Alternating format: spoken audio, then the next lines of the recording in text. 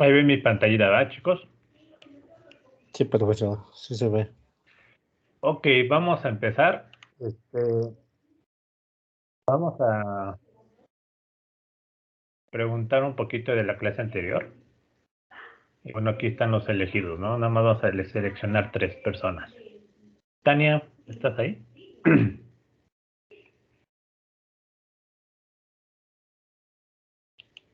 ¿Cómo está Tania?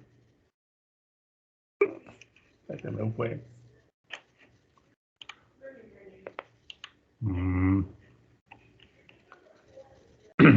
Tania, ¿no está?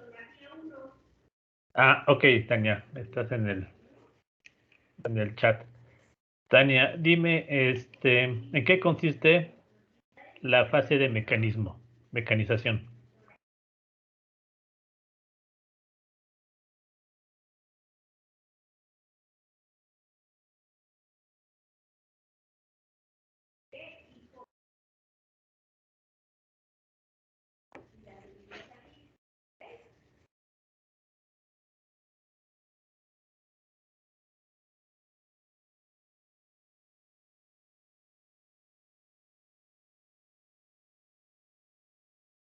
Ajá.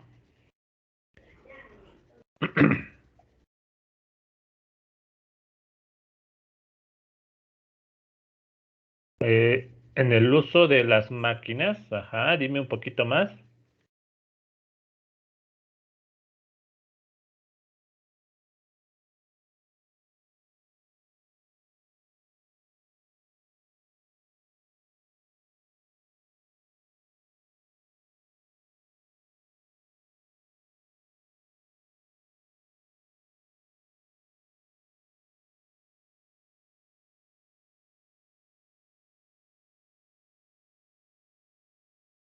Muy bien.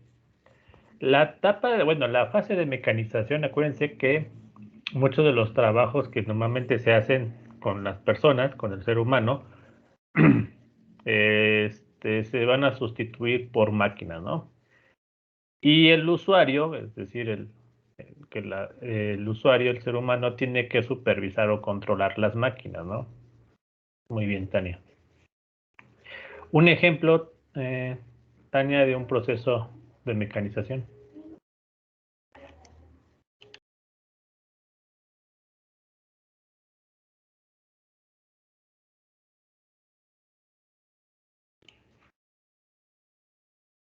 ¿No?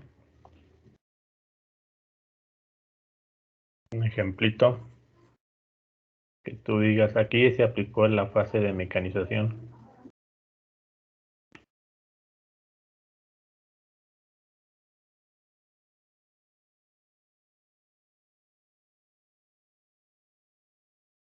Vamos con el siguiente entonces. Las máquinas que hacen o realizan los automóviles. Ok. Que ahí vimos que esa parte ya empieza con la siguiente fase, ¿no? A ver. Muy bien, Tania. Luis Arturo. Sí, aquí estoy. Ok, ¿en qué consiste la fase de automatización?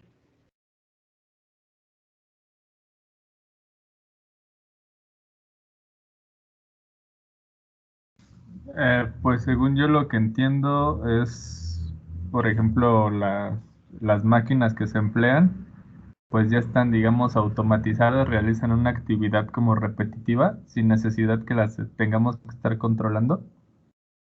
Ok, o supervisando, ¿no? Ajá. Ok, siempre y cuando, acuérdense que estas tareas o actividades sean de forma repetitiva, ¿no? Ese es lo interesante de la automatización, ¿no? Son procesos repetitivos, ¿ok? No se va a salir de ciertas actividades, ¿no? Las máquinas. Un ejemplo, Luis Arturo, que nos quieras compartir. Pues como decía la compañera Tania, Ajá.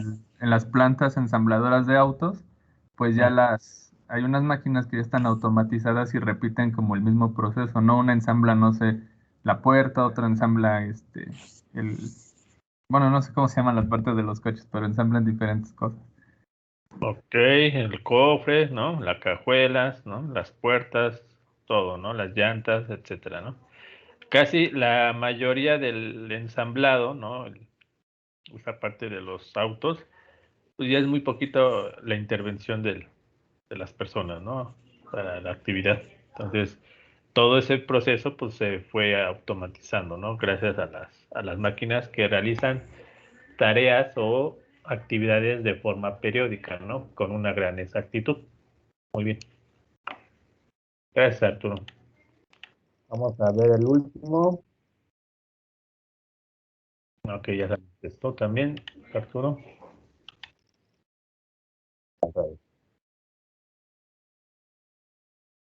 Mauricio, andas por Sí, ahí. profe. Ok, ¿qué consiste la fase, la última fase que conocemos como robotización? Pues que, bueno, dice que no solo es no solo sustituye el trabajo manual del hombre, sino también la intelectual, es decir, es capaz de tomar una decisión sobre el trabajo que está haciendo, por así decirlo. Ok, muy bien. ¿Un ejemplo, Mauricio? Pues sería más como, por ejemplo, un robot ¿cómo se llama? Con inteligencia artificial, bueno, se mencionó que puede ser que en restaurantes ya se manejan robots y pueden tomar la orden y así. ¿No? Robots que hacen tareas muy específicas, ¿no? O sea, Sí, muy bien. Que interactúan con el ser humano, ¿no? La mayoría de ellos. así es. Perfecto. Muy bien, Mauricio. Bueno, estas son las tres fases que vimos la clase anterior. Y les comentaba que pues no todas las fases se pueden implementar, ¿no? E inclusive algunas, la fase de mecanización también a veces es algo complicado y no es tan conveniente, ¿no? Entonces hay que ver qué procesos o qué actividades se pueden implementar estas fases y cómo pasar de una a otra, ¿no? Es decir, de mecanización a automatización y en dado caso de automatización a robotización. Eh, Hay un elemento, bueno, este es ya para la siguiente pregunta. Vamos a ver si nos puede contestar. Ana Isel, ¿estás por ahí?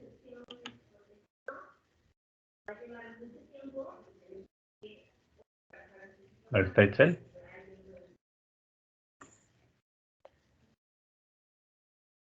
Creo que no.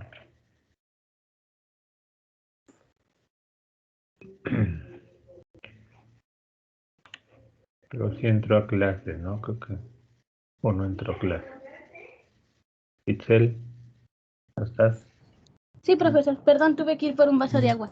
Ok. ¿Qué Oye, pasó? Itzel, vamos a ver. En la parte de la automatización, ¿Sí? les comentaba que hay un elemento esencial o fundamental por lo cual se logró la automatización.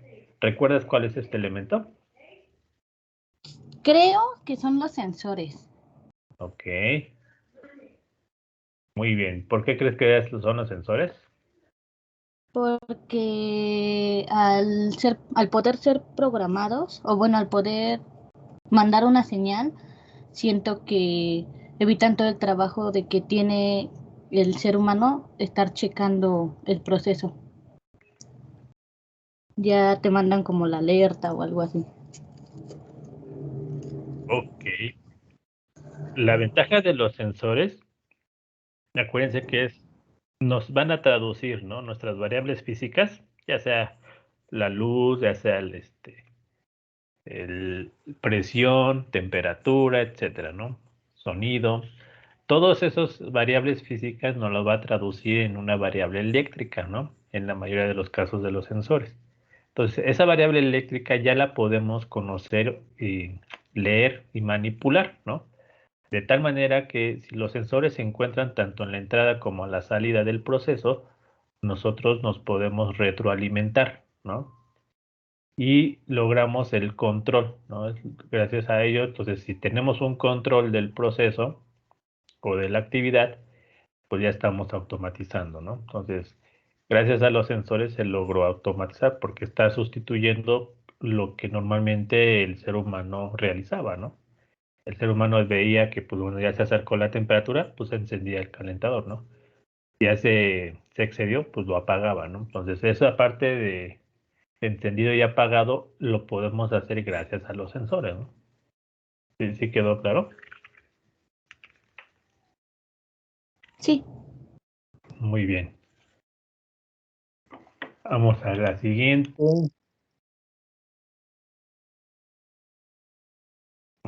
Daniel Alejandro. Sí, bueno, perfecto. Ahí te escuchamos. A ver, Daniel, ¿cuándo se dice que un proceso tiene una retroalimentación, ¿no? O es de lazo cerrado, ¿no? Cuando no se puede volver, cuando es de lazo cerrado. Cuando no se Bueno, puede. Ajá. A ver, ajá. cuando no se puede volver o sea, volver a hacer el sistema, ¿no? No, no. Mm, vamos a ver. El lazo cerrado, Julio, adelante. Sí, profe, que el lazo cerrado es cuando la señal de salida vuelve a la entrada por medio de un sensor, ¿no? Para volver a tomar el proceso. Ajá. Y ese retorno, ¿no? De la salida hacia la entrada, precisamente es para tener un control, ¿no? Y ver si nuestro proceso está haciendo las cosas bien, ¿no? Es cuando te dice, pues retroaliméntate para que mejores, ¿no? Eso es como también un poquito el significado, ¿no? De la retroalimentación, es conocer qué estoy haciendo, cómo lo estoy haciendo, por si hay que corregir algo, pues lo corrijo, ¿no? Entonces, eso pasa con los procesos. Si los procesos se conocen, qué está pasando, cómo lo están haciendo, ellos mismos se corrigen, ¿no? O autocorrigen y tienen ese control, ¿no? Por eso es que en la mayoría de los procesos automatizados donde involucra mucho la parte del control, son procesos de lazo cerrado, ¿no? No sé si te quedó claro, Dani. Sí. Lo que pasa es que me estaba diciendo, pensaba que era al revés, por eso, disculpe, profesor. Ok, Dani. Muy bien, Dani. Vamos al siguiente. Sí. Ok, Mauricio creo ya participó. Ahorita sigues, ¿no? Vamos a darle oportunidad. Creo que ya estás.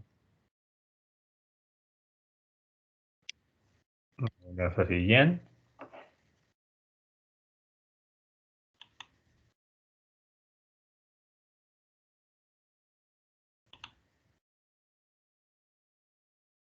¿Estás?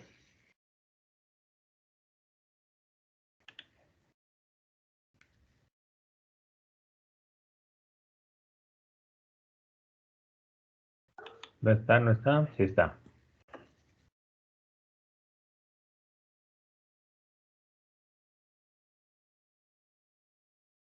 Ok, creo que no está.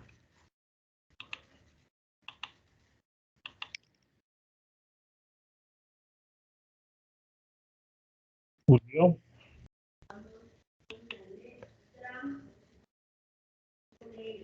Sí, profe. Ok, Julio.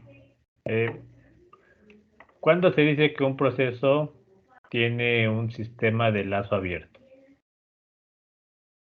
Cuando no nos interesa qué pasa a la salida. Pues correcto. Es decir, no hay un regreso de la señal de salida a la entrada, ¿no? Ok, Julio. ¿Tendrás algún ejemplo de un proceso de lazo abierto? Puede ser el horno de microondas, profe. Nada más nos interesa cuánto tiempo va a calentar y no nos fijamos en qué le pasa a la comida, ¿no? Ujú. Correcto. Entonces nosotros En ese proceso lo que nos interesa es el tiempo, ¿no? Y a cierta, con ciertos watts, ¿no? De radiación. No nos va a interesar qué comida está, ¿no? Y si el tiempo fue suficiente o le faltó, ¿no? Eso no nos va a importar, simplemente yo cumplo con el tiempo y desactivo el proceso, ¿no? Entonces ahí es un proceso de lazo abierto, ¿no? Muy bien, Julio. ¿Sí quedó claro?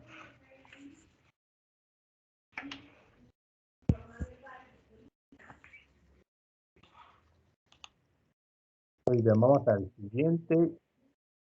Tania, ¿andas por ahí todavía? Ese que te pregunté al inicio. Tania.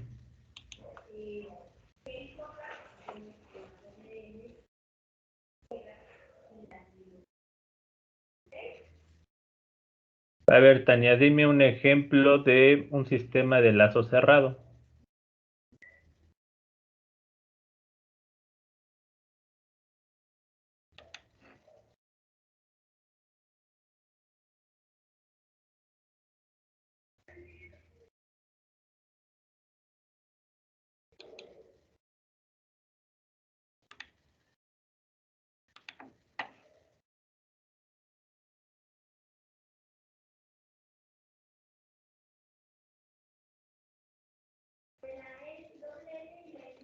¿No? Tania.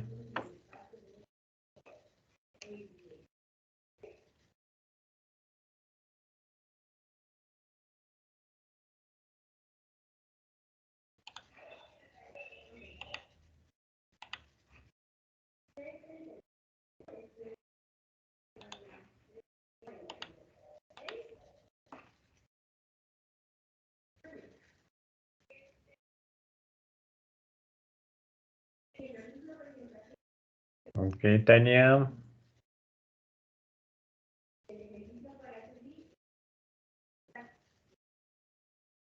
¿Alguien quiere participar? A ver, un ejemplo de lazo cerrado.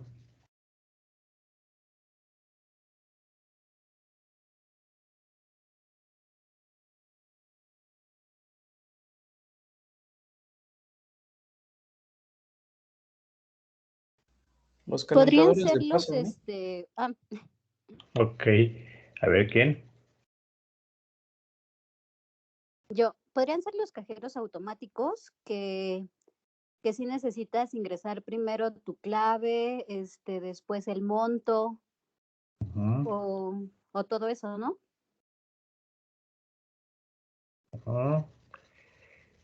O sea, el cajero te solicita información, ¿no? Y esa información tú la introduces por el teclado, ¿no?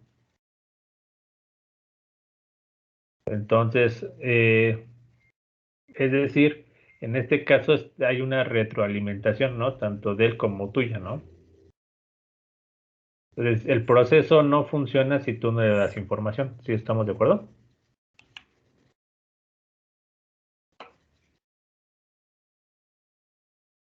Anabel. Sí, profe. Ok. Pues sí, ese es un ejemplo de un sistema de lazo cerrado, ¿no? ¿Alguien más querían decir un ejemplo?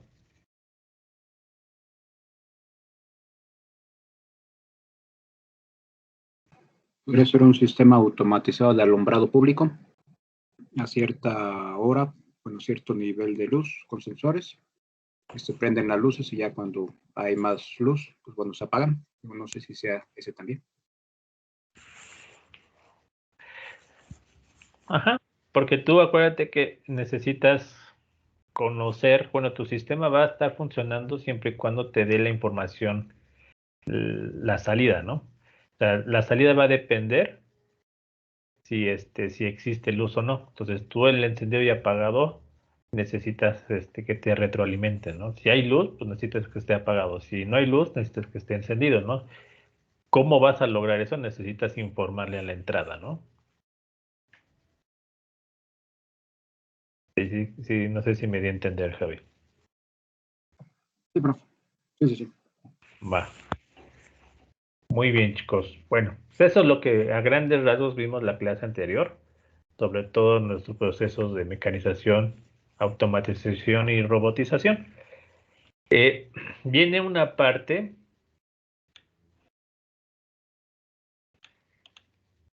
a ver si lo pueden visualizar.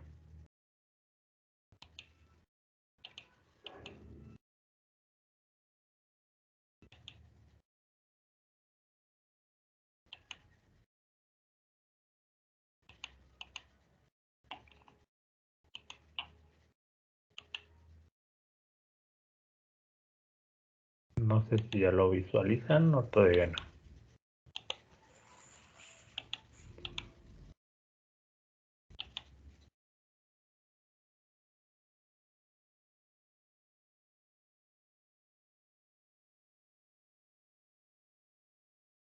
No, pero todavía no se ve. ¿No? O bueno, creo que a mí se me creó una pantalla, no sé, mis compañeros. Creo que nada más compartió la del... ¿Cómo se llama? La de la ruleta, profe. A Ah, sí, ver, pero sí. déjame ver si estamos a... Ahí ya la ven.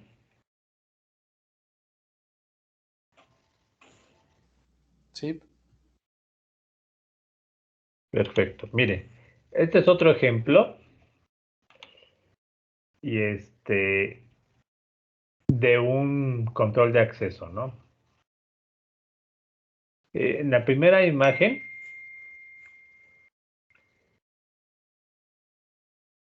esta parte de aquí, pueden decirme si el proceso está automatizado o es mecanización o robotización.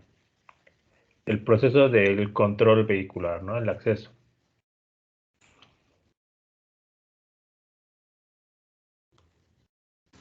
Es mecanizado, ¿no, profe? Ujú. Muy bien, porque Mecanizado, porque en el MX bonito ya queda el paso, ¿no? ajá.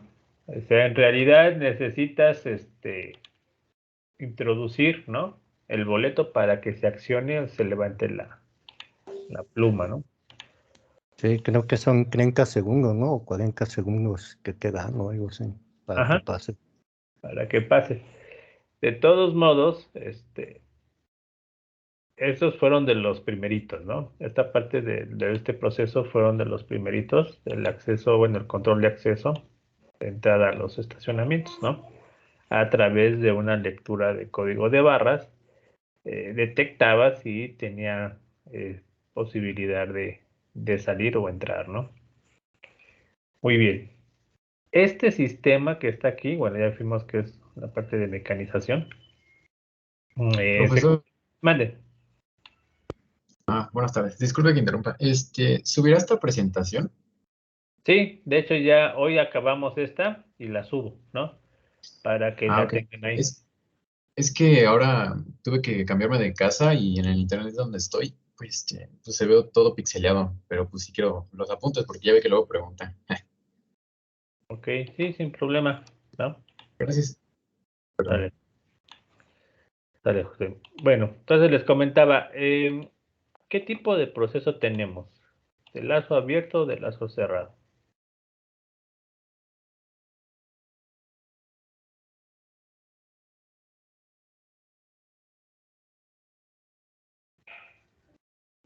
Podría ser de lazo abierto, ¿no?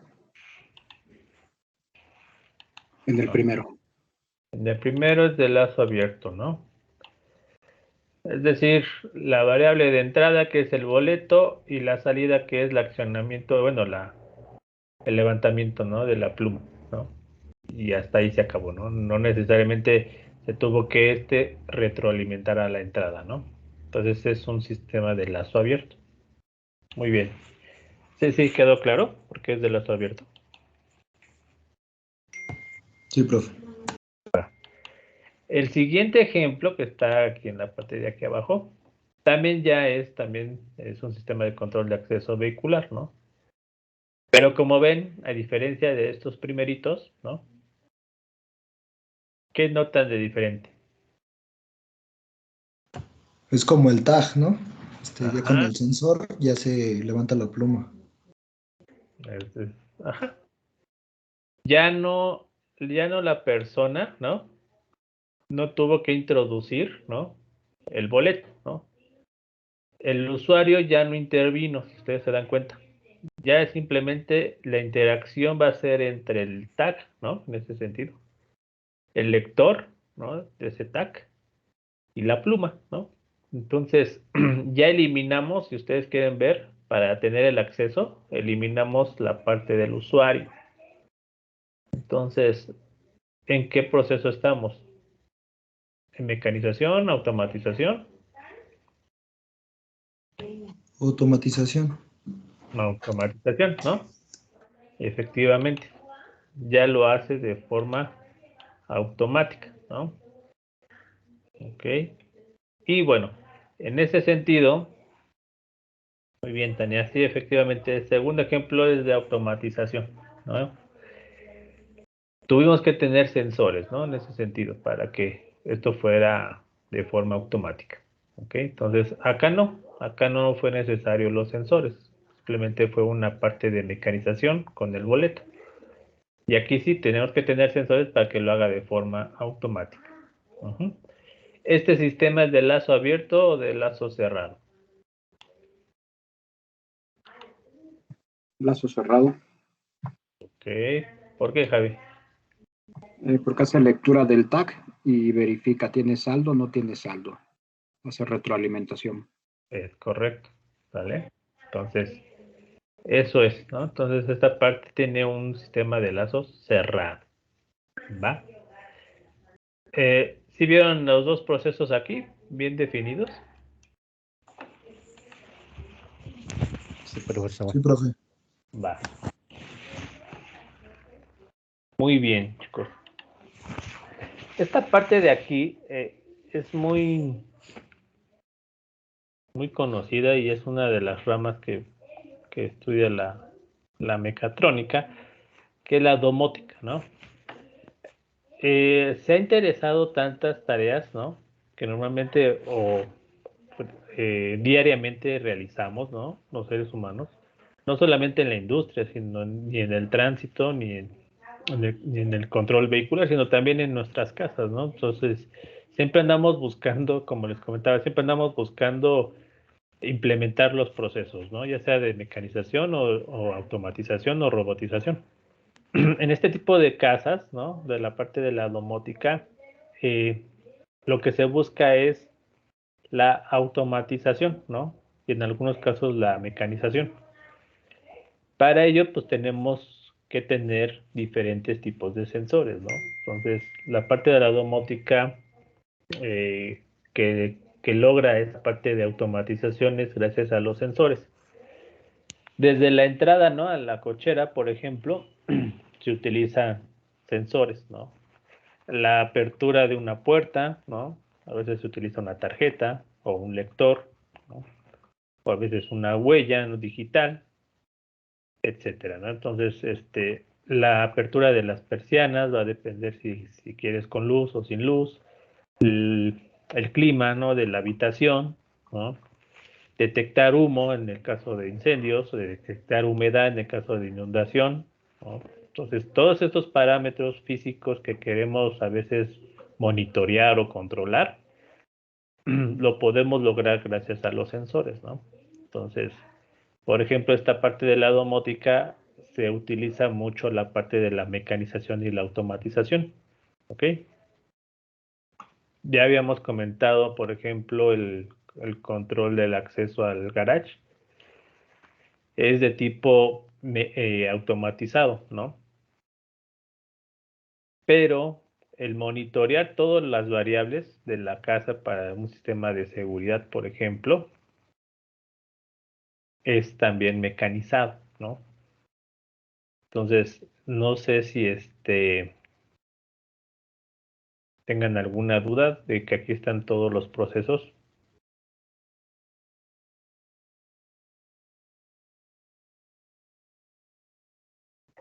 ¿Cómo dijo? ¿Es domótica, profe? La domótica, ajá. Ah, ok, vale, gracias. Entonces, siempre andamos, ¿no? Buscando que nuestros hogares tengan la parte de seguridad y la comodidad, ¿no? En ese sentido. Entonces, a veces dices, ay, qué flojera levantarme a apagar la luz, ¿no? Entonces, todo lo queremos controlar, ¿no? A distancia. Y bueno, se vuelve que se tiene que tener un sistema de comunicación entre todos estos sistemas. Y bueno, ya estamos hablando de una red de comunicación, ¿no? Entonces, implementar redes, ¿no? Que eso es lo que se hace en el nivel industrial. Bueno, eso es lo que se hizo a nivel industrial y ahorita ya se está pasando a nivel, pues, la parte de las casas, ¿no? Y no solamente las casas se vuelven inteligentes, ¿no? Sino también hay edificios inteligentes que implementan todos estos sistemas a base de sensores para que los procesos sean de forma automática, ¿no? Entonces, ¿qué importancia tienen los sensores? Pues ustedes lo están viendo, ¿no? Gracias a los sensores se está viendo que muchos procesos se pueden automatizar, ¿no? Muy bien. Este es un sensor de movimiento, ¿no? Como ustedes ven. El sensor de movimiento lo que hace es, en este caso, encender las luces, ¿no? De una habitación. Al momento que detectan el movimiento de una persona, se enciende la luz, ¿no? Si está apagada, por supuesto. Pero el detalle aquí es de que el sensor de movimiento lo que tiene que hacer es accionar la luz. Se vuelve a mover la persona y ¿qué desearíamos que sucediera?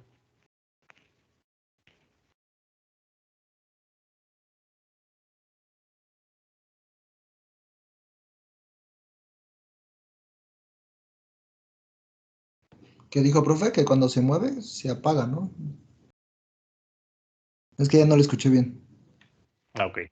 Cuando tú entras a la habitación, generas un movimiento, ¿no? Entonces, si esta habitación está apagada, al momento de que detecta una persona que va a entrar, pues queremos que se encienda la luz, ¿no? Es cuando tenemos el acceso, ¿no? A una plaza comercial. Ya ven que las puertas pues, se abren automáticamente, ¿no? Por el sensor de movimiento. Pero en este caso no va a abrir una puerta, simplemente lo que va a hacer es encender la luz, ¿no? Pero el encendido de la luz va a depender del sensor de movimiento, ¿no? Ya una vez que está encendido la luz, ¿qué pasa si el sensor de movimiento vuelve a detectar que la persona se vuelve a mover?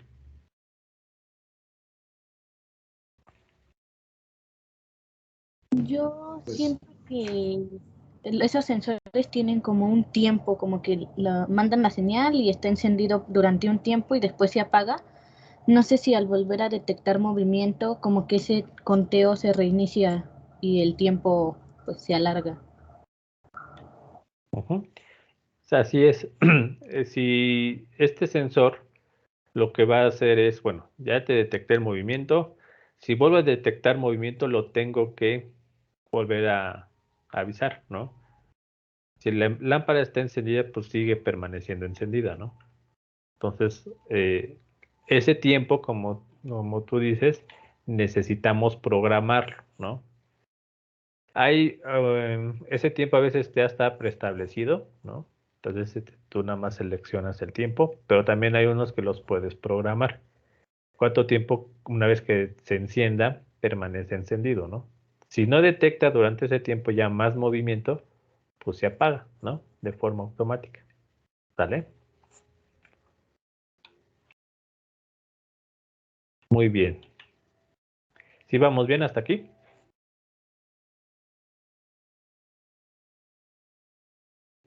sí, profe. Muy. Aquí vimos ya una combinación, ¿no? Bueno, en este caso ya no solamente detectamos movimiento, sino detectamos una cámara, ¿no? Esta cámara, pues se trata de un sistema de circuito cerrado, ¿no? De TV. Entonces, ¿cómo va a funcionar? ¿Alguien sabe cómo funciona?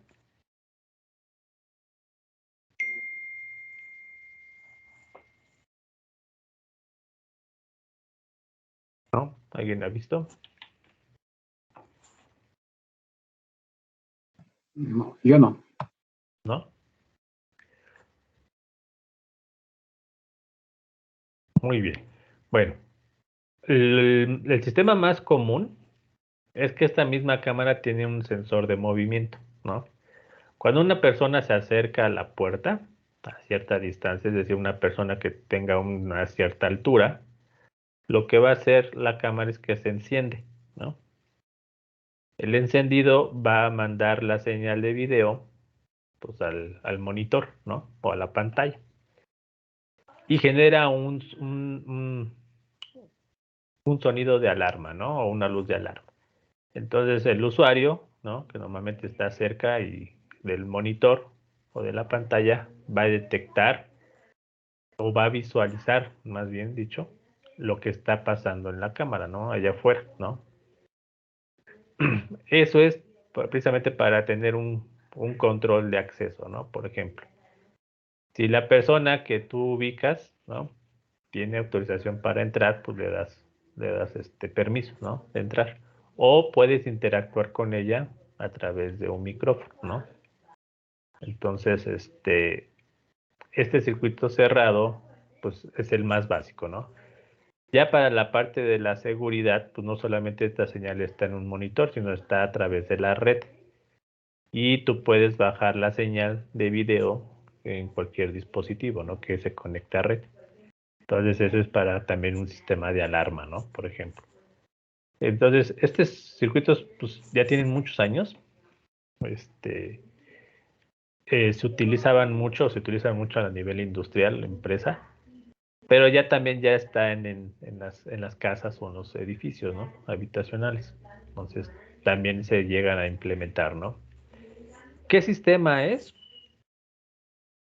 ¿Es automatizado o mecanizado?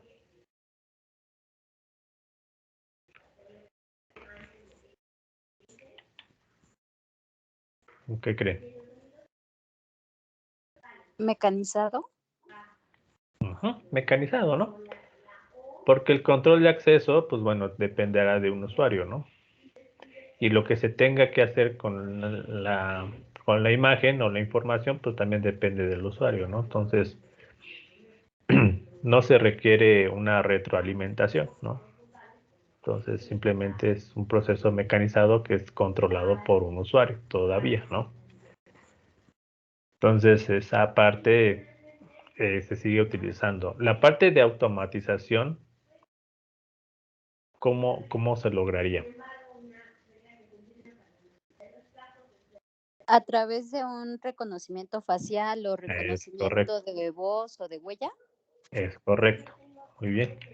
Entonces, eso ya el usuario ya no lo determina, ¿no? Sino como tú dices, Anabel, ya con un reconocimiento de voz o facial, ya va a determinar el sistema si se accede o no, ¿no?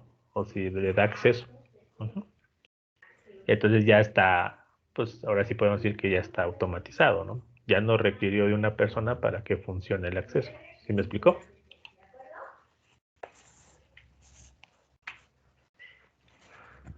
Muy bien, Anabel.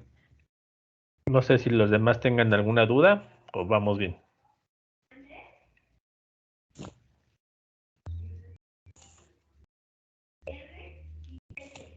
Vamos bien por el momento. Ok.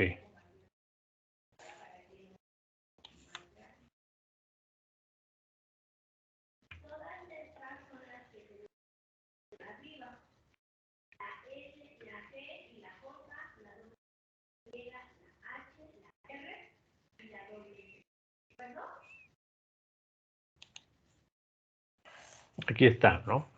Otro caso. Este es el alumbrado público, ¿no? Entonces, el alumbrado público ya lo hicimos automatizado, ¿no? Que incluso la parte de la energía de esas luminarias, ¿no? Ya las partes más modernas, vamos a decirlo así, la energía lo obtenemos a través de paneles solares, ¿no? Entonces, Ya no requerimos de una red eléctrica para que funcione o se enciendan las luces, ¿no? Sino a través de los paneles solares sacamos la energía para que estas luminarias funcionen, ¿no? Entonces, ustedes observan aquí, a grosso modo, ¿no? A través de estos bloquecitos, cómo funciona, ¿no? Este sistema. Entonces, aquí tenemos un sensor, ¿no? Es la que nos va a dar la información. ¿Qué nos va a decir? Si es de día o es de noche. Es decir, si hay ausencia o presencia de luz, ¿no? Luz natural. Y ese sensor se lo va a avisar al controlador, ¿ok? Y el controlador va a tomar la decisión. Si es luz de día, va a apagar a través de un actuador la lámpara, ¿no? Y si no hay luz, es decir, ya es noche, entonces el controlador tiene que decir, pues, bueno, ¿qué va a pasar cuando es noche?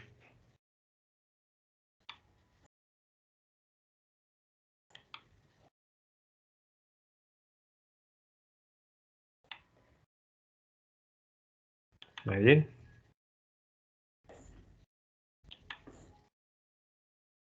Activa la luz, ¿no? Cuando el sensor no detecta, bueno, detecta cierta cantidad de luz no suficiente, como que abre el circuito, bueno, no sé. Ajá. Es decir, cierra el circuito, ¿no? Para que estas luminarias se enciendan, ¿no? Simplemente es un interruptor que se acciona mediante la decisión del controlador, ¿no? Entonces, efectivamente, también se encienden las luces, ¿no?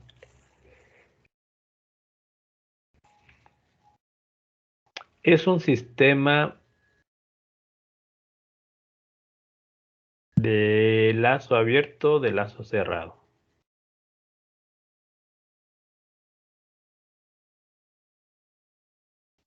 Lazo cerrado. Jorge. Sí, lazo cerrado, profe. Ok. También Tania. ¿Quién más dice que es de lazo cerrado? O puede decir lazo abierto, no sé. Lazo cerrado. ¿Alguien más?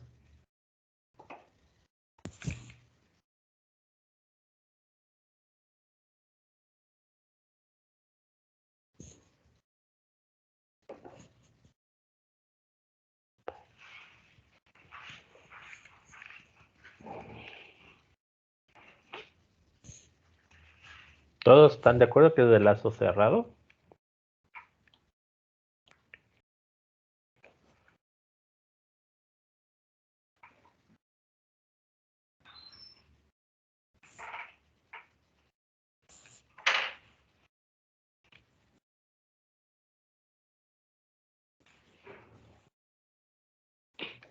A ver.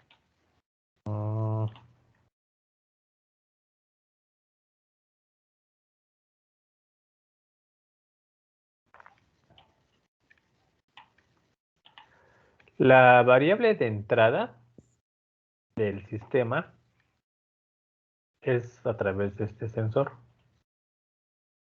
¿Ok? Este sensor va a detectar si hay luz o no, ¿no? Entonces, esta es la entrada, ¿no? Y el controlador dependerá. Si existe luz, pues no enciende las lámparas, ¿no? Si no existe luz, pues va a encender la lámpara. La salida es precisamente la luz de la lámpara, ¿no? Entonces va a ser una luz artificial. ¿Ok? Esa luz artificial, el sistema la requiere para que funcione.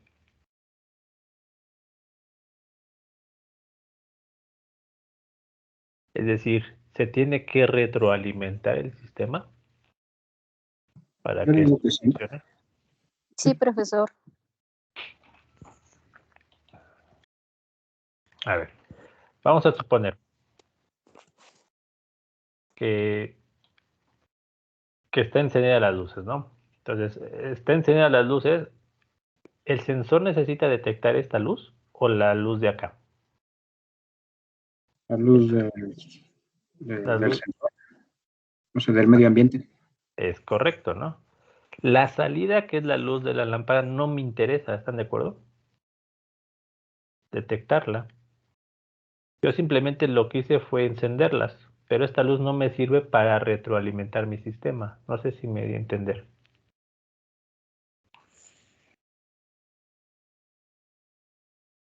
Acuérdense que un sistema de lazo cerrado es un sistema retroalimentado, ¿no? Que a la salida la regreso a la entrada para que se corrija el sistema, ¿sí se acuerdan? Y haya un control, ¿no? Esa es como que la función de la retroalimentación, ¿no? Regreso la salida a la entrada para que corrijamos cualquier desviación y vuelva a accionar el sistema, ¿no? Un sistema de control de temperatura es un sistema de lazo cerrado. Yo necesito saber la temperatura de salida para tomar una decisión, ¿no? Para tener el control de la temperatura. Pero en este caso no es necesario que esta intensidad luminosa se retroalimente para que funcione el sistema. Simplemente yo lo que necesito saber es la luz ambiental, ¿no? Bueno, la luz natural, no la luz artificial. No sé si me di a entender. Sí, profe. Es que, bueno, yo había escuchado que unas como que se cargan. Por eso pensé que de lo cerrado. Ok. No, en este caso es un lazo abierto. La energía, acuérdense que pues, la obtenemos de la luz solar, ¿no? No de la luz artificial, ¿no? Entonces, esta parte es un sistema de lazo abierto. ¿Sale? ¿Está automatizado? Sí. No está mecanizado, es decir, no hay una persona aquí que haga que el encendido y apagado la luz, sino lo hace de forma automática, pero es un sistema de lazo abierto. ¿Sale? No sé si vayamos bien. Lo que hay que tomar es la salida del sistema, ¿verdad? O sea, lo que produce el sistema, ¿verdad? Ah, ok, yo estaba conociendo con el sensor que tenía retroalimentación, entonces por eso mejor lo veía diferente, pero entonces hay que enfocarnos en la salida del proceso, ¿no? Es correcto. Si a la salida del proceso regresa tu señal, a la entrada para tomar decisión, ya estás retroalimentándolo, ¿no? Vale, vale, gracias. Dale. Muy bien. ¿Alguien más con esa duda? ¿Alguna duda?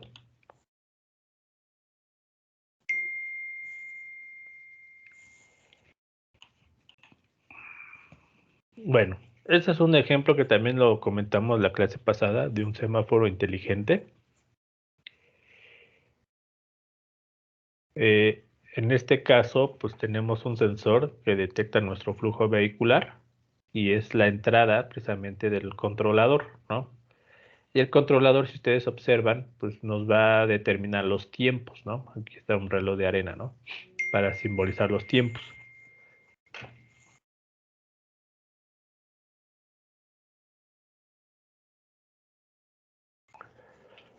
Entonces,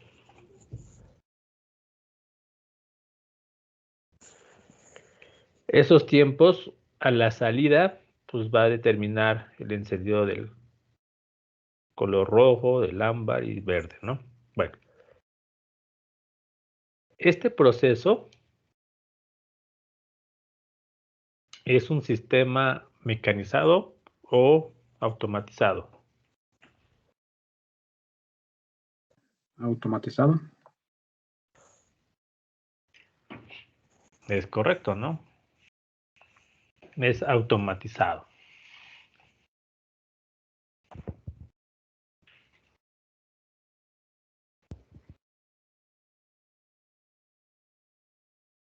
De lazo abierto, de lazo cerrado.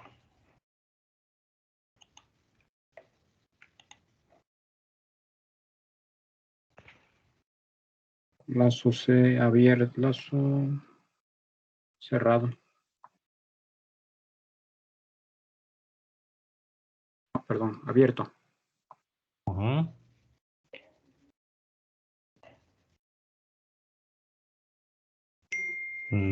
Daniel pregunta, ¿por qué es automatizado?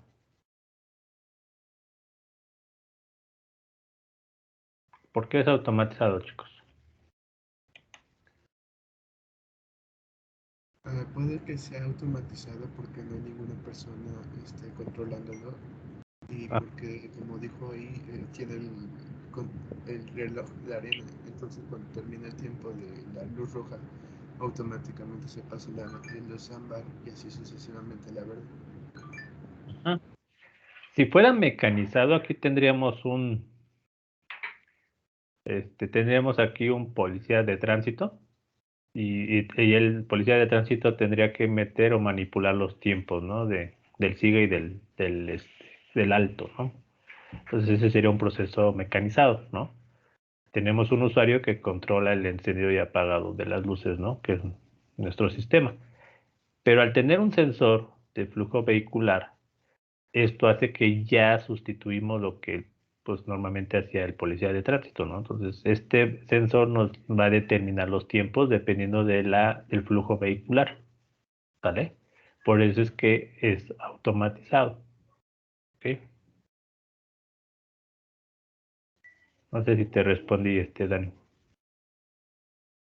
Ok.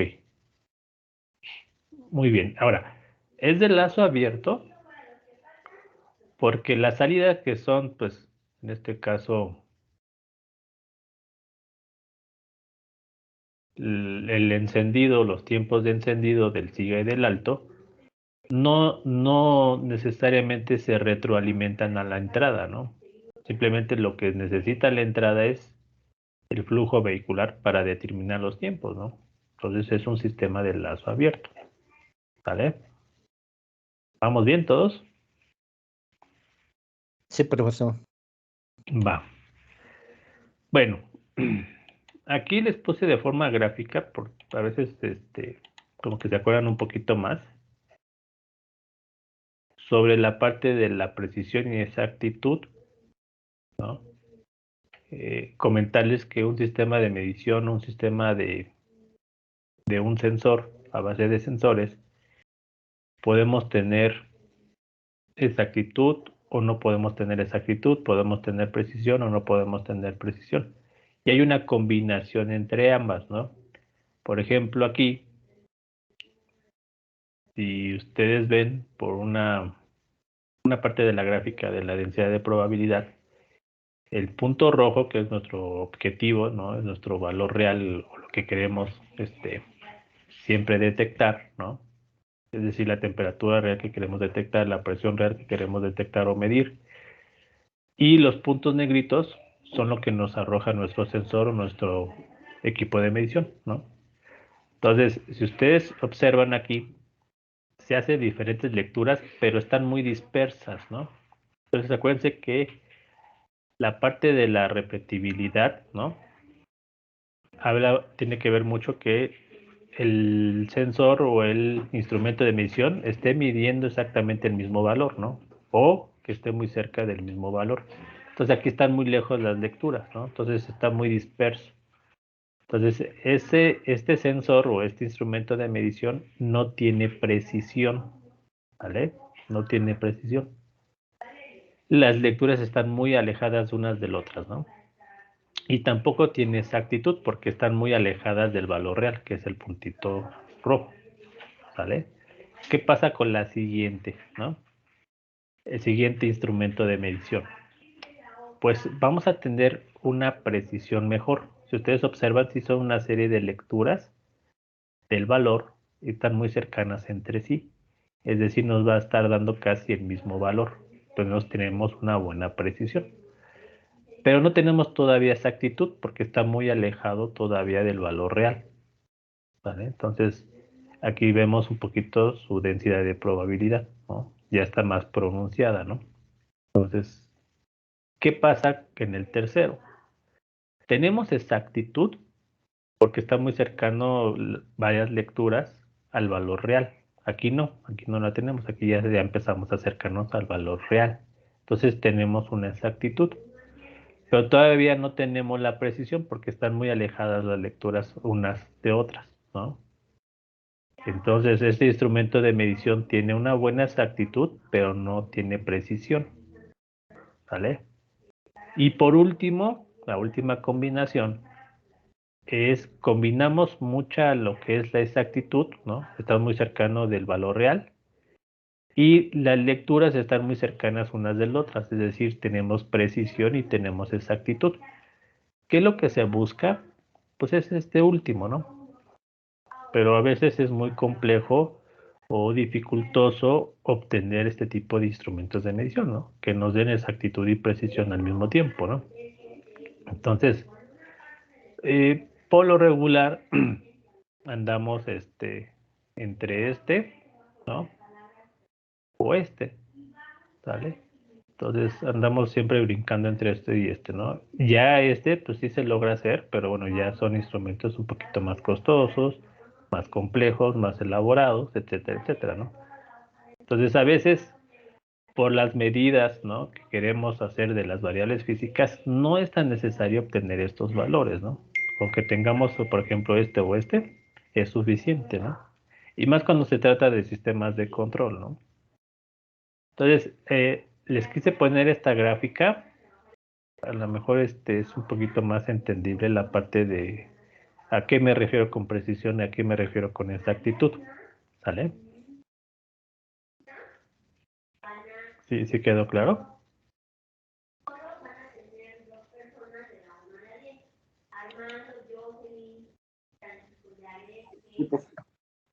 Va.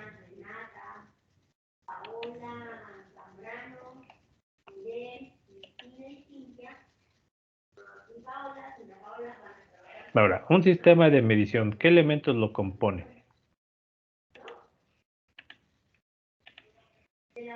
El sensor, no, incluso un sistema de control, necesitamos un sensor. Tenemos el bloque del acondicionador de señal, es donde se está focalizando todas nuestras configuraciones, ¿no? Que vamos a ver. La parte de la presentación o la salida, ¿no? Que es el bloque que normalmente entregamos nuestra variable ya condicionada. Y el valor de la magnitud, ¿no? En el caso de medición, ¿no? Este valor de la magnitud normalmente es una presentación visual, ¿no? En la mayoría de los casos, ¿no? Entonces, este sistema de medición, si ustedes observan, es un sistema de lazo abierto, ¿vale? No tiene retroalimentación. Entonces, todos los sistemas de medición, en la mayoría de los casos, simplemente tienen un sistema de lazo abierto, ¿ok?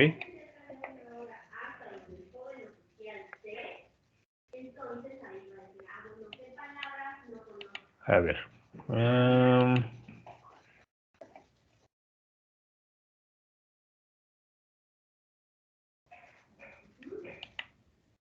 No sé si alcancen a ver. Uy, aquí está. ¿Ven?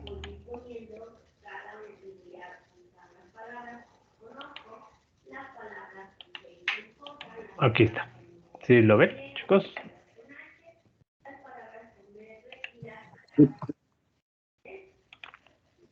Va.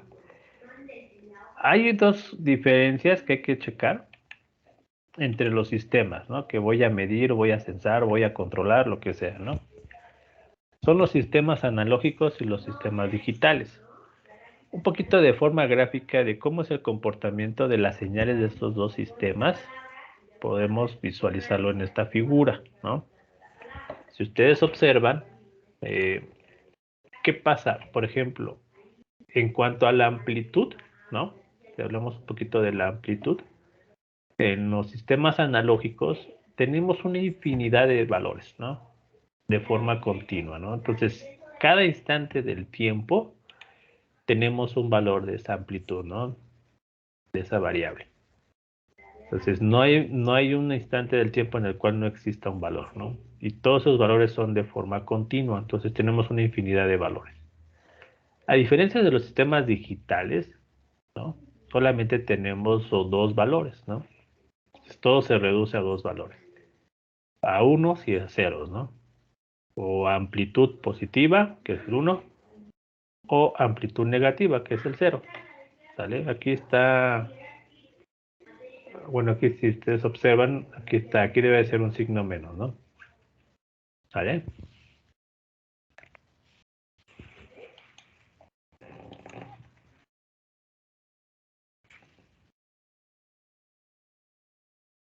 En la mayoría de los casos, chicos, todos nuestros sensores, puesto que están sensando variables físicas, ¿no? La mayoría de ellos, nos van a arrojar un sistema analógico, ¿ok? ¿Qué hacemos en el acondicionamiento de señal? Pues lo que hacemos es que esta señal analógica, lo que hacemos es convertirla en la mayoría de los casos a una señal digital. ¿Para qué? Pues para que podamos manipular o procesar, ¿no?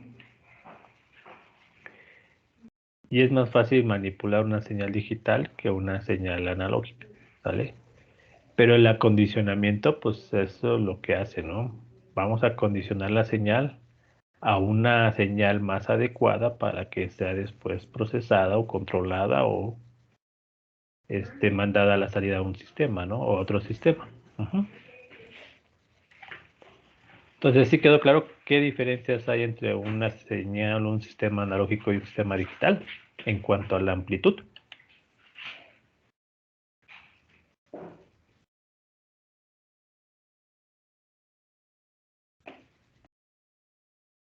¿Sí, chicos? No sé, creo que ahí lo... ¿Se me siguen escuchando o ya se fueron? Sí, profe. Todo ¿Sí? bien. Sí, profesor. Va.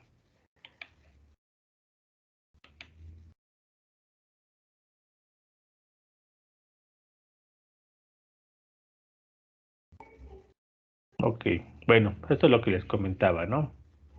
Todos los transductores, que pues básicamente lo que están conformados los sensores, nos van a convertir nuestra variable física en una señal eléctrica. Y esa señal eléctrica normalmente es de tipo analógico.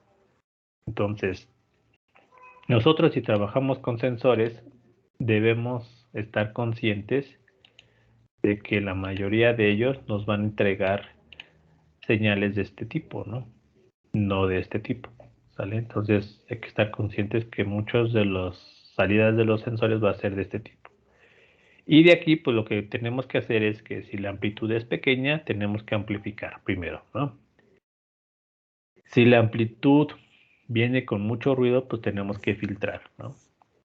Si la amplitud está no lineal, ¿ok? Pues tenemos que hacerla lineal, ¿no? Y entonces tenemos que buscar la manera de que esta señal sea la más adecuada para que nuestro proceso la manipule, lo controle de la mejor manera, ¿sale? Esa es como que la función que va a tener el acondicionamiento de la señal.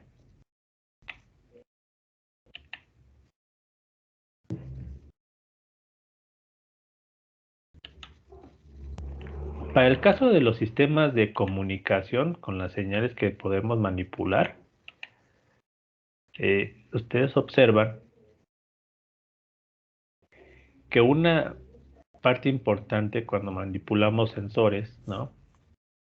Es el ruido, ¿no? Todas las señales tienen ruido, ¿no? Siempre. Vivimos con mucho ruido. Entonces, en el caso de nuestros sensores, pues no va a ser la excepción, ¿no? Y eso también lo va a sufrir los sistemas de medición o control. El ruido para una señal analógica se vería de esta manera, ¿no? El problema de cuando se introduce ruido en una señal analógica es que el ruido normalmente viene afectando muchísimo la amplitud. Entonces la deforma, ¿no? La señal está deformada. Entonces, entre la señal original y la señal con ruido, sí hay una gran diferencia, ¿sale? De tal manera de que pues uno no sabe cómo es la señal que debería de ser, ya una vez que tenga ruido. La ventaja del ruido en las señales digitales, ¿no? Es que nosotros la podemos reconstruir muy fácilmente, ¿no? Es decir, yo sé que aquí hay un 1, ¿no? Entonces yo recupero mi señal, ¿ok? Yo sé que aquí hay un 0, entonces es muy fácil recuperar mi señal. Y aquí tengo dos unos, ¿no? Entonces recupero la señal. Pero de aquí, recuperar la señal es un poquito más complejo. Por esa razón, en los sistemas de comunicación cuando utilizamos sensores o que estemos monitoreando a grandes distancias, conviene convertirla a digital y después hacer la comunicación todo digital. Básicamente, una de las razones es esta. Hay otra, por supuesto, que es la velocidad de transmisión. Pero bueno, uno de los aspectos que nos interesa es por el ruido. ¿Vale? No sé si quedó claro ahí.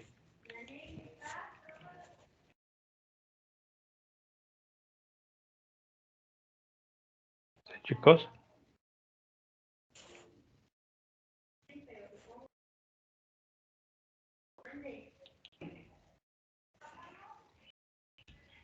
Ok, aquí tenemos unas ventajas relativas, ¿no? Tanto de los sistemas analógicos como digitales. La ventaja que tenemos, ¿no?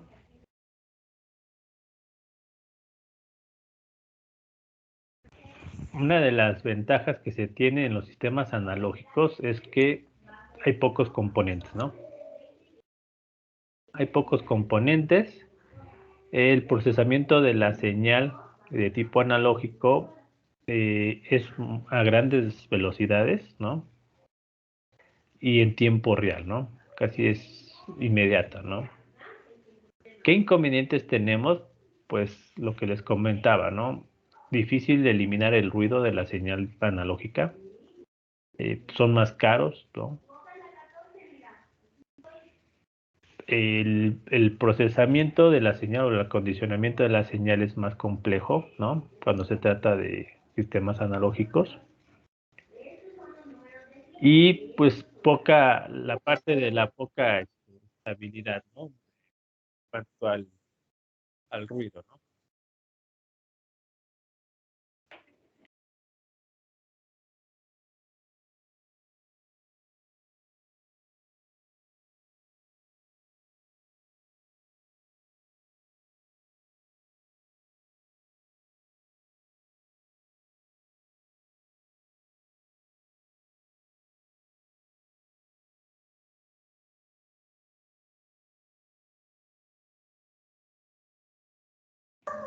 Profe, se dejó de escuchar.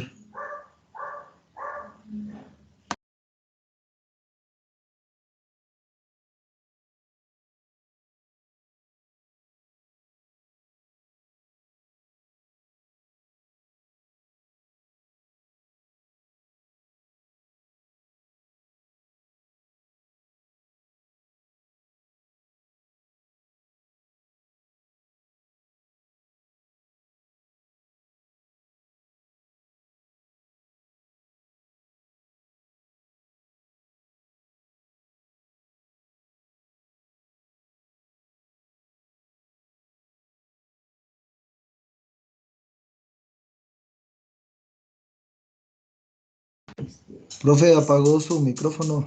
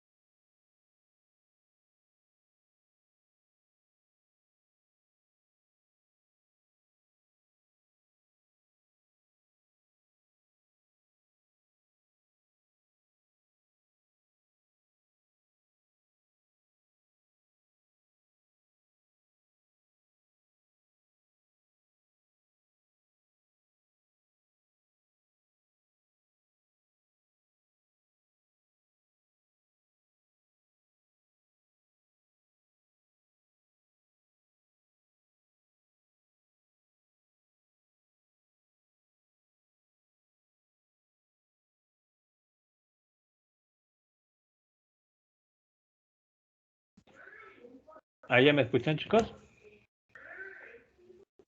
Ya, profe. Ah, ok. Ahí como que se perdió un poquito mi micrófono. Bueno, les comentaba, no todas las veces tenemos que seleccionar los sistemas electrónicos digitales, ¿no? Aunque la mayoría de las veces vemos mucha ventaja de ellos, pero a veces no es tan conveniente, ¿no? A veces con el sistema analógico y manipulando el mismo sistema analógico es suficiente, ¿no? Entonces, de todos modos, aquí les puse las grandes ventajas relativas de cada uno de ellos y sus inconvenientes, ¿no?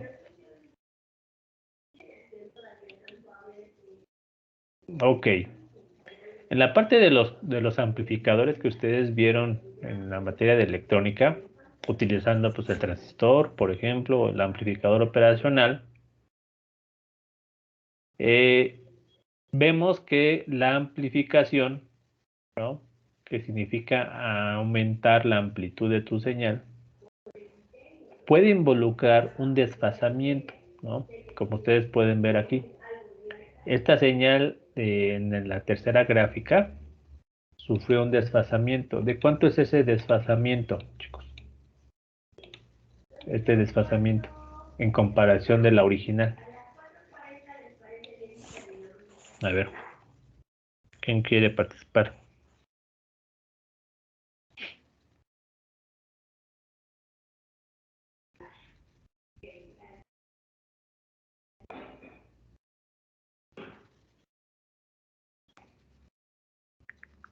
¿Alguien?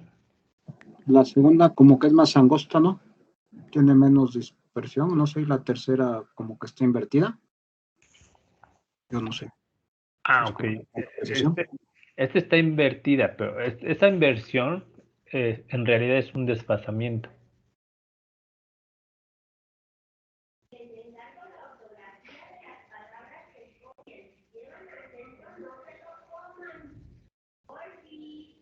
¿Cuánto es este desfasamiento? ¿De cuánto? ¿Cuántos grados? Vamos a decirlo así. De 180, ¿no? De medio ciclo. Es correcto. De 180 grados, ¿no? Y bueno, este desfasamiento lo hace un amplificador inversor, ¿vale? Entonces ustedes observan aquí no invierte la señal y aquí invierte la señal, ¿no? Entonces estamos hablando de un amplificador no inversor y un amplificador inversor. Están amplificando ambos, ¿no?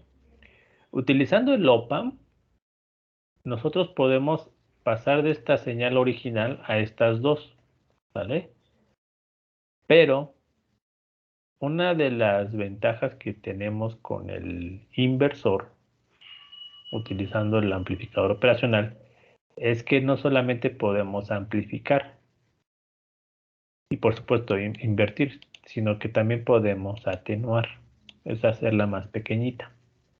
A veces no siempre se requiere que la señal sea amplificada, al contrario, a veces se requiere que sea atenuada, ¿no? Entonces, el amplificador inversor podemos atenuar la señal, cosa que no sucede con el amplificador no inversor, utilizando el op-amp. Podemos amplificar, ¿no?, pero no podemos atenuar. Entonces, esa es como que una de las diferencias, el utilizar uno o utilizar el otro, ¿sale? No sé si quedó claro ahí. En el inversor entonces puedo atenuar y en el no inversor no puedo atenuar. Así es. Oh, ya.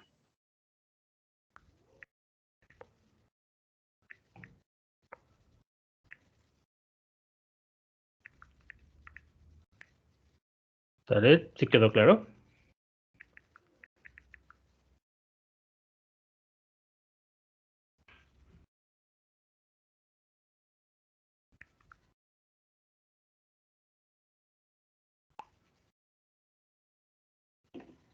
Muy bien. ¿Qué modelo normalmente utilizan ustedes para representar un amplificador de voltaje o de tensión? ¿Por qué utilizamos modelos? Porque es muy complejo utilizar el circuito real, ¿Sale? El problema del circuito real de cualquier dispositivo, ya sea de un transistor, de un amplificador operacional, etcétera, etcétera. El problema de un circuito real es que involucra muchos componentes, ¿no? Y el análisis se vuelve más complejo, hablando de análisis de circuitos eléctricos. Entonces, casi todos los dispositivos electrónicos los podemos manipular o representar mediante modelos eléctricos. Igual pasa con los sistemas mecánicos, ¿no? También podemos convertir los sistemas mecánicos en modelos, ¿no? Eléctricos. Y el comportamiento, el funcionamiento o el análisis se vuelve más simple, ¿no? Hablando matemáticamente también, por supuesto. Entonces, todos nuestros modelos del amplificador de voltaje o de tensión lo vamos a modelar mediante modelos Thevenin y Norton, ¿no? ¿Se acuerdan de estos modelos? Thevenin y Norton. Más o menos.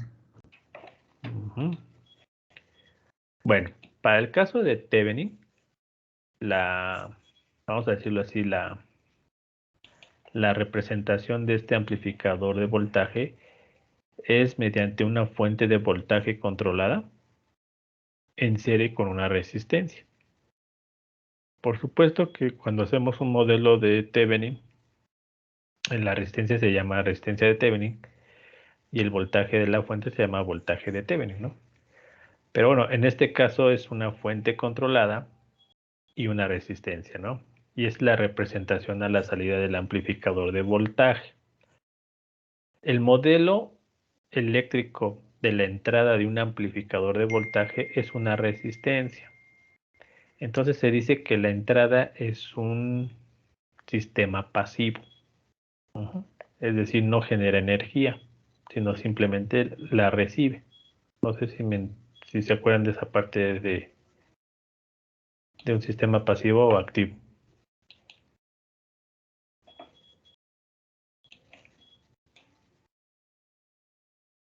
¿Sí? ¿Vamos bien? No lo recuerdo mucho, pero...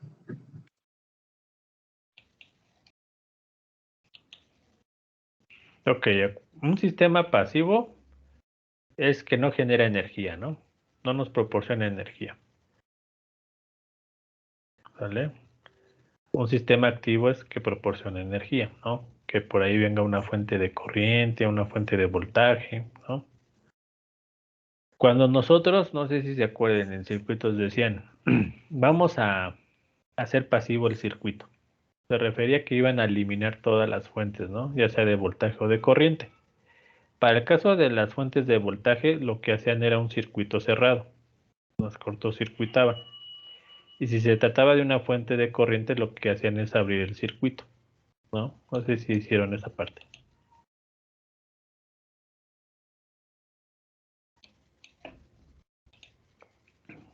Digo, la mayoría de ustedes tuvo circuitos, Sí, ¿no? era, bueno, el profesor me acuerdo que nos decía que podíamos poner capacitores, ¿no? Para hacer un cortocircuito, ¿no? Bueno, en la parte de hacer pasivo el circuito es, te digo, quitar las energías que están incluidas en el circuito. Con que quites tú la fuente de alimentación, bueno, la fuente de voltaje o la fuente de corriente, ya estás haciendo pasivo el circuito. Ya si tienes capacitores o no, ya eso ya lo tratamos de eliminarlos de otra manera, ¿no? Ahora, esta parte de aquí, del modelo eléctrico del amplificador de voltaje, se vuelve muy simple. Si ustedes observan, todo lo que está incluido dentro del amplificador operacional, que son muchos transistores, resistencias, configuraciones de amplificadores diferenciales, etcétera, etcétera, se comportan como este circuito, ¿no? Una resistencia de entrada y a la salida un voltaje controlado conectado en serie con esta resistencia, ¿no? Entonces, este modelito se puede ya analizar, ¿no? Y ver el comportamiento de cómo se comporta la señal desde aquí hasta la salida, ¿no? Esta señal puede ser el voltaje de un sensor, ¿no? Y cómo llega hasta la resistencia de carga, ¿no? Entonces, este modelito es muy sencillo y a mí me gusta trabajar con él porque en realidad simplemente hacemos manipulación inclusive de 2 mallas, ¿no? Entonces no está tan complejo, ¿sale? Se acordarán de las leyes de Kirchhoff de corrientes, las leyes de Kirchhoff de voltajes. ¿Sí se acuerdan de ellas? Sí, más o menos. Ok. Bueno. ¿Qué pasa? Por ejemplo, vamos a ponerlo aquí.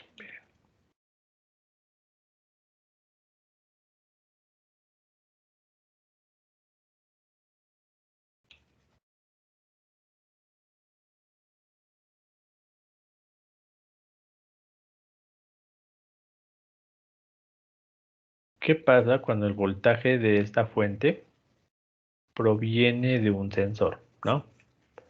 Ese sensor, su comportamiento, su forma de traducir la señal física o la variable física en eléctrica es mediante un voltaje. Y ese voltaje puede ser muy pequeñito, ¿no? Vamos a hablar de milivolts, ¿no? Por decirlo así, un rango de los milivolts. Estos milivolts, chicos, se van a repartir. Es decir, esta energía se va a repartir en 2 resistencias. Una resistencia inherente que tiene el propio sensor, ¿no? Si cada sensor tiene una resistencia, este va a ser su representación de esa resistencia. Y la resistencia de nuestro circuito que va a recibir la señal del sensor, ¿no? Que es la entrada, ¿no? Que estamos hablando de un amplificador, entonces va a ser la entrada del amplificador. Bueno, aquí lo importante, chicos, es para que ustedes entiendan cómo debe de comportarse esta resistencia en función de esta. Entonces, hablamos de un circuito serie, ¿no? De una malla. Se acordarán de un circuito serie que la corriente es la misma, ¿no? La corriente que se genera aquí en este circuito es la misma, ¿no? Y el voltaje se divide, ¿no? En este caso, el voltaje que genera nuestro sensor se va a dividir entre la resistencia misma del sensor, ¿no? Y la resistencia de entrada del amplificador. Según la ley de Ohm,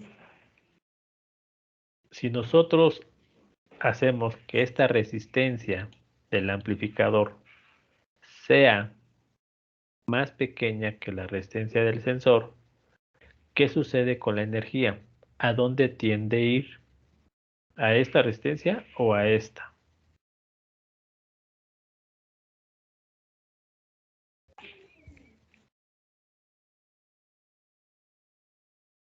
A ver, ¿quién quiere participar?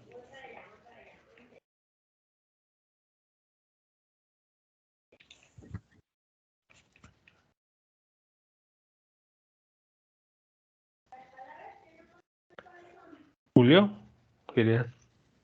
Que si puede repetir la pregunta, profe, por favor. Va, ahí les va. Si esta resistencia de entrada del amplificador fuera más pequeña que esta resistencia que proviene del mismo sensor, la energía del sensor, ¿no? Que es traducido en un voltaje en milivolts, ¿a dónde tiende a irse? ¿A esta resistencia o al del amplificador? Según yo, Recordando, siempre se da la más cercana a la fuente, ¿no?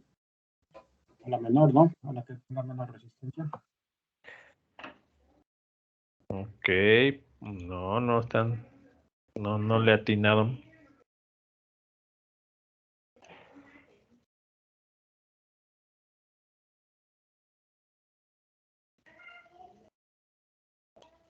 Bueno, lo que me refiero, primero va a pasar siempre por la que está más cercana, pero al final las dos van a pasar por el voltaje, si a eso se refiere. Bueno, hablas de corriente, ¿no? La corriente circula por aquí. Viene por aquí, pasa por esta resistencia y regresa, ¿no? Hace este ciclo, vamos a decirlo así, ¿no? Ahora, en un circuito serie la corriente es la misma, eso me queda claro, ¿no? No sé si todos estemos ahí bien, ¿no? Pero, ¿qué sucede si esta resistencia es más grande que esta? El voltaje que va a presentar esta resistencia va a ser más grande o más pequeña que el voltaje de esta. Por la ley de Ohm, por ejemplo, ¿no?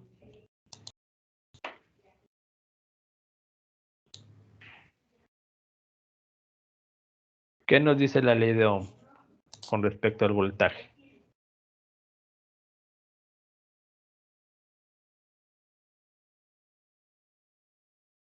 ¿Se acuerdan? Que es proporcional a la resistencia y a la corriente. Ok.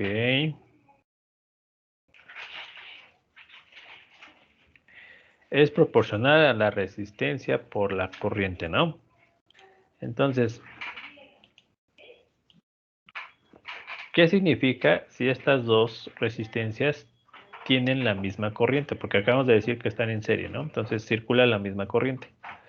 Pero tienen diferentes resistencias, ¿no? Esta es más grande que esta. ¿Quién va a tener mayor voltaje? No, ok, ahí sería RS la que tendría mayor voltaje. Es correcto, ¿sale? Esta resistencia, ¿no? Propia del sensor, vamos a decirlo así, se va a quedar con la mayoría de la energía, ¿sí o no? Y le va a quedar muy poquita a la resistencia de entrada del amplificador. ¿Sí quedó claro? Sí, sí, profe. Ok. Ahora, ¿qué nos conviene hacer como diseñadores? Si yo voy a recibir un voltaje muy pequeñito, del orden de los milivolts, o inclusive de los microvolts, yo voy a hacer que mi resistencia de mi amplificador sea lo más grande posible, ¿no? Es decir, que sea mucho, mucho, mucho más grande que la resistencia que se encuentra en la entrada, ¿no? Del circuito que proviene del sensor, ¿no?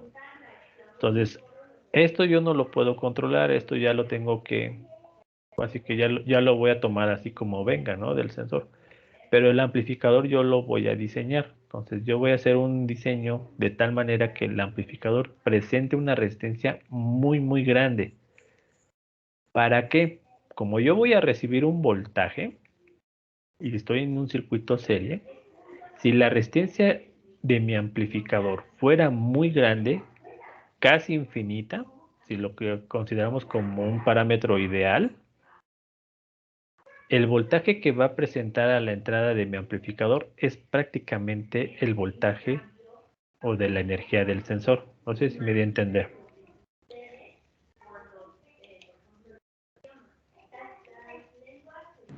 ¿Lo podría repetir otra vez, por favor, profe? Ok, ahí va. Si yo voy a recibir un voltaje de mi sensor, este sensor, y lo quiero amplificar, lo que a mí me conviene hacer es que la resistencia de entrada del amplificador fuera infinita, ¿no? O sea, una resistencia enorme, ¿no? 100 megaohms, ¿no? Por decirlo así. Eso me va a garantizar que la energía de mi sensor o el voltaje que genera el sensor la tenga la entrada del amplificador. Y esta resistencia prácticamente se quede casi con nada, ¿no? Entonces, toda la energía se me va a ir acá. Y a mí me conviene porque esa energía es la que quiero yo amplificar, ¿sale? Por eso es cuando yo quiero diseñar un amplificador de voltaje, necesito que su resistencia de entrada, que es esta, sea muy grande o idealmente sea infinita. Y entonces estamos hablando de parámetros ideales, ¿no? Ideales es que no existe, ¿no? Son valores que no existen. Por ejemplo, el valor ideal de esta resistencia sería infinita, ¿no?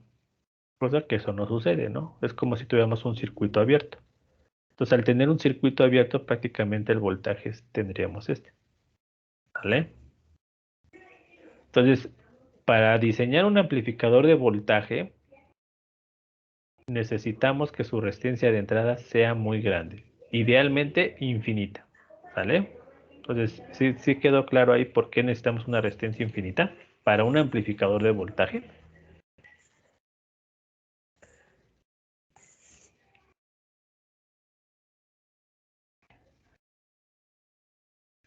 ¿Sí?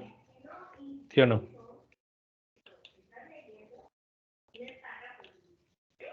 Ok. Más o menos, profe. ¿Quién me dijo más o menos? Yo, Anabel. Ok, Anabel. ¿Recordarás un poquito de la ley de Ohm? Sí, profe. Ok. La ley de Ohm nos dice, bueno, el voltaje de un dispositivo, ¿no? Como la resistencia, va a ser igual, ¿no? Al valor de su resistencia por la corriente, ¿no? No sé si hasta ahí estemos de acuerdo. Sí, profe. Ok, bueno. ¿A ti te interesa, como diseñadora de tu circuito de aplicación, vas a amplificar la señal que proviene de un sensor y que se traduce en un voltaje pequeñito, ¿no? Ese voltaje te proporciona su variable física en un voltaje pequeño en milivolts, ¿no? O en microvolts. Pero a ti los microvolts o los milivolts, si los pasas a un microcontrolador, pues se pierde, ¿no? Piensa que es ruido, ¿no? Entonces no lo detecta como señal. Entonces tú tienes que aumentar ese voltaje, ¿vale? Entonces tú tienes que diseñar un amplificador de voltaje. Entonces lo que vamos a utilizar es nuestro modelo eléctrico, que es este. Pero nuestro modelo eléctrico dice que la entrada lo tienes que modelar por medio de una resistencia. Y esa resistencia se va a conectar a tu circuito de entrada. En este caso va a ser un circuito serie. Bueno, hablamos de un circuito serie de resistencia hacia un voltaje. Recordemos que en un circuito serie la circulación de corriente es la misma, es decir, la corriente que pasa por esta resistencia, que vale, no sé, 1 miliamper, va a ser la misma corriente que pase por esta resistencia de entrada del amplificador, 1 miliamper, ¿no? Pero el voltaje es diferente porque presentan resistencias diferentes, ¿sale? Pero a ti te interesa amplificar este voltaje. Si a ti te interesa amplificar este voltaje, si tu resistencia de entrada fuera más pequeña que esta, este voltaje se va a desperdiciar acá. Es decir, se va a perder y muy poquito nos lo va a proporcionar a la entrada, ¿sale? Entonces, ahí existiría un error. No estás amplificando realmente el voltaje total del sensor, sino una cierta parte. Entonces, para evitar ese tipo de errores, lo que hacemos es que esta resistencia la hacemos más grande. ¿Para qué? Para que todo el voltaje se quede aquí, no se vaya por esta resistencia. Es decir, se consuma el voltaje acá. ¿Ok? Recordemos de la ley de Ohm, ¿vale? Que el voltaje es igual a la resistencia por corriente. Entonces, entre más grande sea la resistencia, pues el voltaje es más grande, ¿no? ¿Y quién se le va a dar ese voltaje? Pues la fuente, ¿no? En este caso, la salida del sensor. ¿Ok? Entonces, cuando yo quiero diseñar un amplificador de voltaje, debemos verificar que la resistencia de entrada sea muy, muy grande. Ese valor muy, muy grande les comentaba que se conoce como valor ideal o parámetro ideal. Un parámetro ideal es algo que no existe, ¿no? Por ejemplo, una cantidad muy grande que no existe, pues es infinito, ¿no? Y una cantidad muy, muy pequeña, pues va a ser cero, ¿no? Entonces, nos vamos a los casos extremos. O es cero o es infinito, ¿no? Son casos ideales. Entonces, en este caso, la resistencia debe ser infinita cuando yo quiero amplificar voltajes, ¿vale? Es por esa razón que cuando diseñamos un amplificador de voltaje, siempre queremos que la resistencia de entrada sea muy, muy grande. Si la resistencia de entrada es pequeñita, entonces el amplificador de voltaje va a presentar un error por la pérdida de energía que se genera, ¿sale? No sé si hasta Sí, ahí profe. Muy bien, Gracias. entonces, para un amplificador de voltaje tenemos que garantizar que la resistencia sea infinita, ¿sale?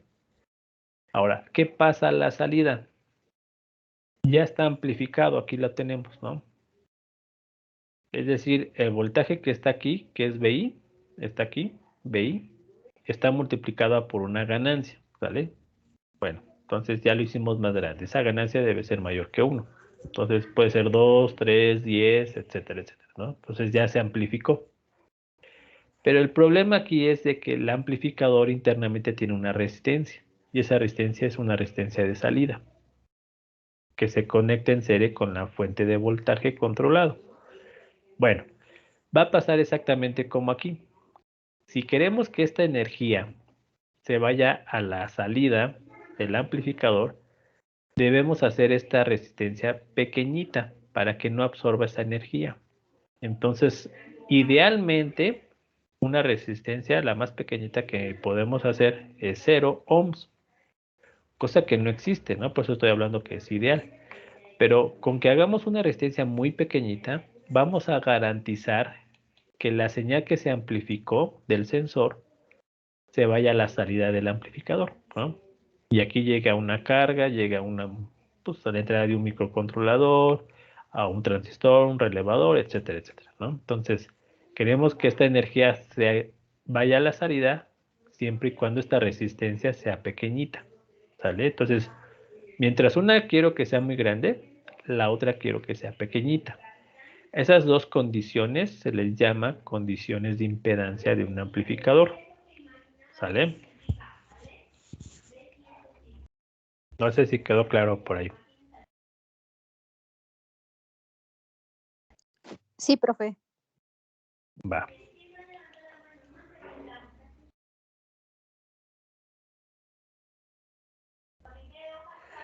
¿Qué ventajas tenemos al utilizar OPAMP en los acondicionamientos de señales, no?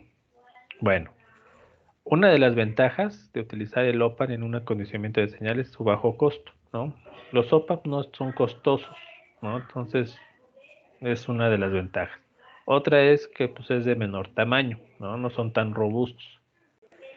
Tienen buena estabilidad en la temperatura, es decir, sus parámetros no varían tanto cuando varía la temperatura, ¿no? Consumen poca energía, ¿no? Entonces también es importante que incluso podemos utilizar pilas sin problema. Entonces esa es una de sus ventajas de utilizar el OPAMP, ¿no? ¿Dónde lo vemos aplicado el OPAMP? Pues en la parte de toda de la instrumentación médica, industrial o nuclear, ¿no? O en los sistemas electrónicos de control industrial, sistemas de procesamiento de señales, ¿no? Equipos de audio, video y todos los equipos de las telecomunicaciones, por ahí involucran circuitos con OPAMPs, ¿no? Entonces, como ven, por eso es un dispositivo muy versátil y muy utilizado, ¿no? Entonces, como pueden ver, hay muchas configuraciones con el OPAMP, al igual que las configuraciones con el transistor, pero la ventaja del OPAMP es que manipula las señales de forma matemática, ¿no? Entonces podemos amplificar, podemos atenuar, podemos integrar, derivar, sacar logaritmos, antilogaritmos, podemos sacar la resta, sumar, es decir, podemos hacer muchas operaciones matemáticas con las señales eléctricas, cosa que no es tan fácil, por ejemplo, utilizando el transistor, ¿no? Entonces, por eso se llama amplificador operacional, porque hace muchas operaciones matemáticas, ¿vale? ¿Hasta aquí vamos bien?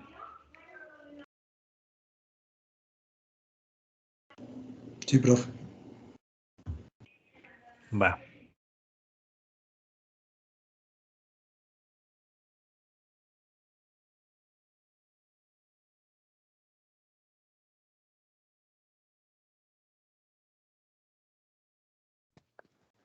Profesor, otra vez ya nos escucha.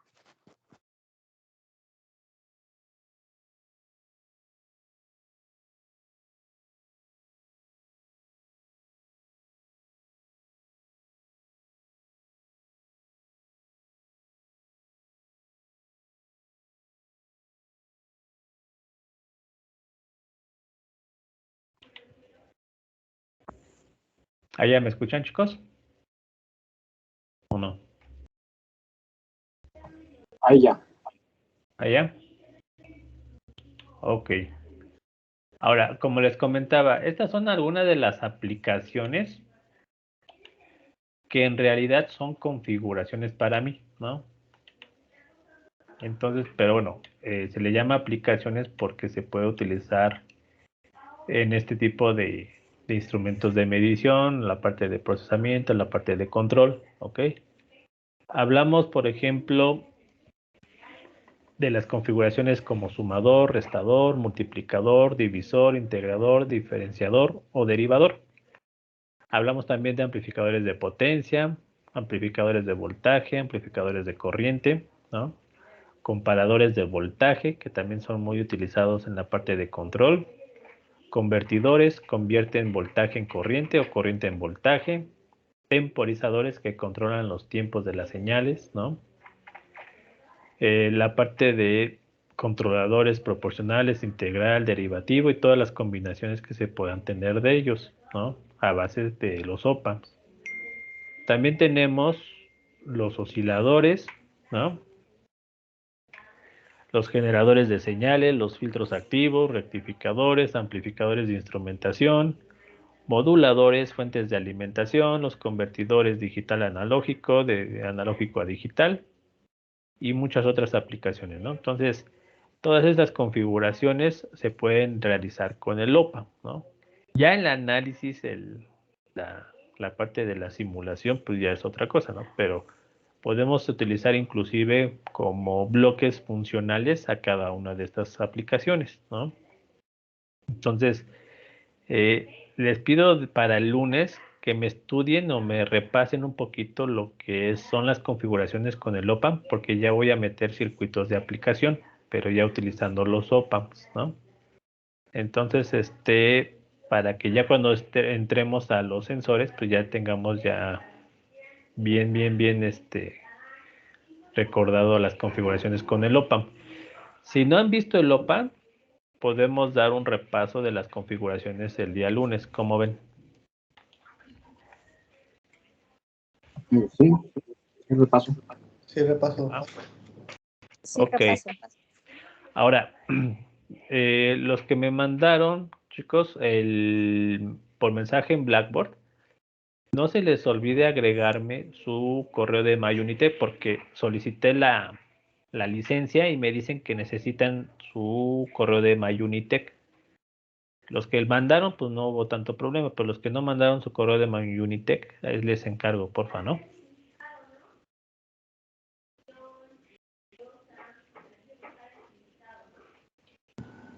Sí, profe.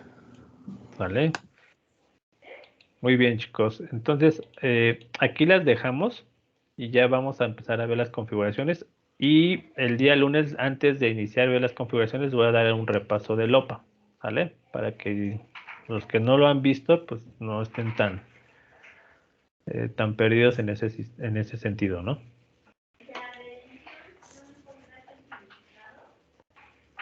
¿Vale, chicos? Sí, profe. Sí, profesor. Sale, profe, sí. Va.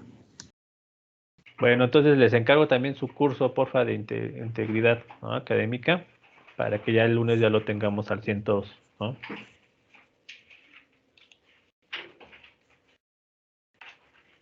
Sí. Profe, de ese Mande. curso, tenemos que subir el certificado, bueno, lo que nos dan. Sí, les genera una constancia. Entonces Ok. ahí ténganla y ya nada más cuando esté el link para que la suban, pues la suben, ¿no? Sin problema. Está bien, profe, gracias. Dale, Mauricio. Cuídense mucho, pues que pasen un bonito fin de semana. Gracias. Gracias, profesor. Que tenga buen día, profe. Hasta luego. Bye. Sale, profe, gracias. Hasta luego, chicos. Cuídense.